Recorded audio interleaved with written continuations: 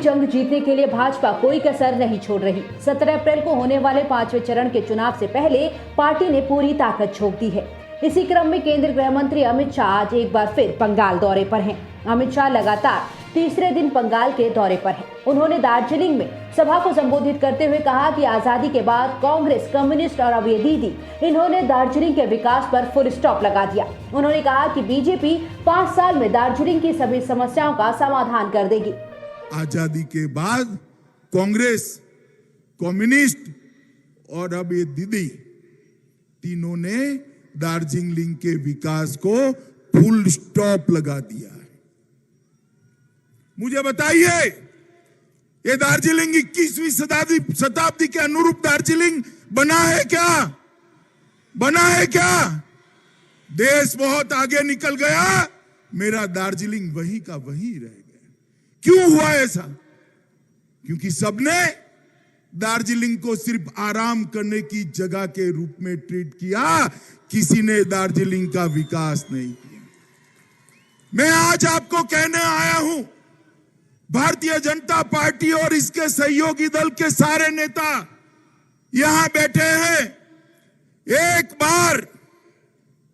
बार आप मोदी जी को मैंडेट दे दीजिए, 5 साल में दार्जिलिंग की सभी समस्याओं का समाधान नरेंद्र मोदी जी निकाल कर। अमित शाह ने कहा कि गोरखाओं की समस्या का राजनीतिक समाधान सभी की चिंता है।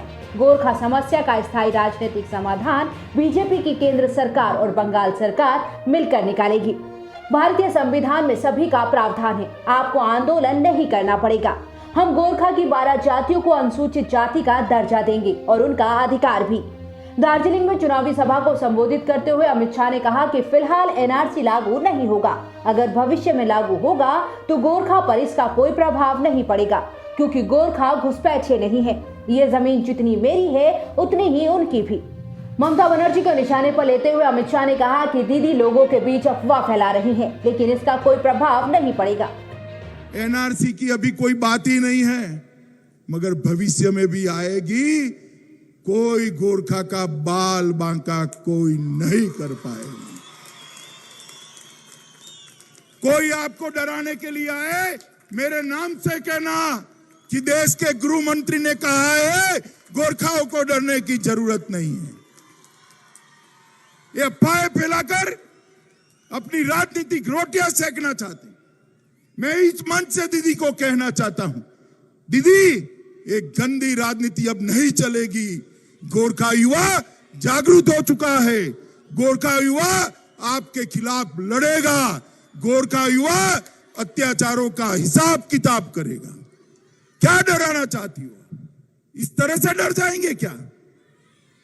मैं आपको कहता हूं, गोरखा इस देश की शान है, इसका बाल भी बांका नहीं हो सकता। कोई गोरखा कभी घुसपैठिया हो नहीं सकता। ये उसी की ही भूमि है, जितनी मेरी है उतनी आपकी है। अमित शाह ने एक बार फिर दावा किया कि बंगाल में 200 से ज्यादा सीटों के साथ बीजेपी की सरकार बनेगी। अब दीदी इसे रोक नहीं पाएंगी। उन्होंने कहा कि गोरखाओं को मेन स्ट्रीम में लाना होगा। देश के लिए बलिदान करने वालों की सूची बनती है तो उसमें गोरखाओं का नाम सबसे पहले होता है। उन्होंने कहा कि बीजेपी की सरकार बनने के बाद आंदोलन के कारण जिस भी गोरखा पर मुकदमे हैं, 1 सप्ताह के अंदर उन्हें वापस लिया जाएगा। 2 मई को दार्जिलिंग में दिवाली होने वाली है। चाय बागान श्रमिकों का वेतन बढ़ाकर 350 रुपए कर दिया जाएगा। गोरखाओं को इस देश की मेन स्ट्रीम के अंदर लाने की जरूरत है। गोरखाओं का भव्य इतिहास रहा। देश में जब जब भी देशभक्ति से हरी भरी, देशभक्ति से ओतप्रोत जातियों का नाम लिया जाता है, मेरा गोरखा भाइयों का नाम सबसे पहले गौरव से लिया जाता है। देश के लिए बलिदान करने वालों का नाम बनता है, सूची बनती है। देश के लिए जान देने वालों की सूची बनती है। देश के लिए वफादारी के साथ जीने वालों की सूची बनती है। भारत माता की रक्षा के लिए अपना सर कटवाने वालों की सूची बनती है। तो वो सूची में प्रथम पंक्ति में मेरा गोरखा जवान होता है मित्रों, गोरखा जवान। और ये गोरखा जाति के साथ, ये पहाड़ के साथ, देश भर में बसे गोरखाओं के साथ ये कांग्रेस, कम्युनिस्ट और टीएमसी की तिकड़ी ने सालों तक अन्याय किया। भारतीय जनता पार्टी की सरकार बनने के बाद आंदोलन के जितने भी मुकदमे किसी भी गोरखा भाई पर है, सबके सब एक सप्ताह के अंदर हम वापिस लेने का काम ये भारतीय जनता पार्टी की सरकार करती। मित्रों, गोरखा भाइयों को विस्थापित का जीवन जीना पड़ा, दर दर भागना पड़ा, छिपना पड़ा। आपका ये राजनीतिक वनवास लंबा चलने वाला नहीं है। 2 मई को दार्जिलिंग में दिवाली होने वाली है। 2 मई को ये पहाड़ पर आग नहीं लगेगी।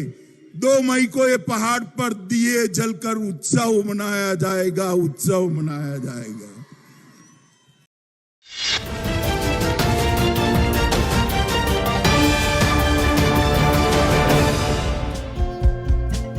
हमारे चैनल को लाइक, शेयर और सब्सक्राइब जरूर करें और नई अपडेट्स के लिए बेल आइकन दबाना ना भूलें।